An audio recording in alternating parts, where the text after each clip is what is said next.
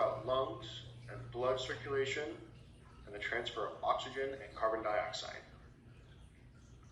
When you breathe, oxygen, or O2, comes in through the mouth and through the trachea. It's then dispersed into your lungs. We'll dig deeper for a quick example.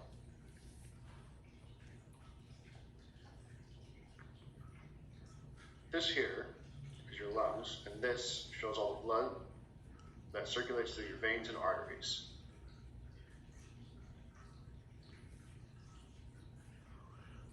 When you breathe in, oxygen, or O2, comes through and is dispersed through your lungs.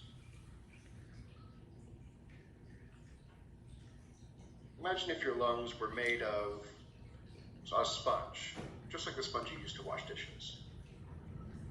At the very end of there, it's kind of made up of a bunch of small, tiny little holes that help circulate things.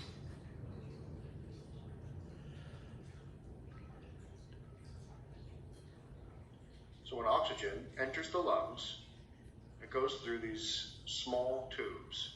Think of just like tree roots.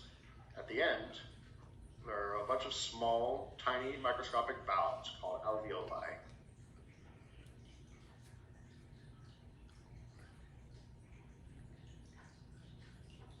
Now the lungs, these alveoli, these tiny little parts, they end in these valves that lock together.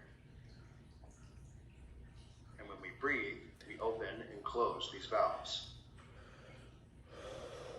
When you breathe in, these valves open up, which allows for the passage of oxygen into the red blood cells.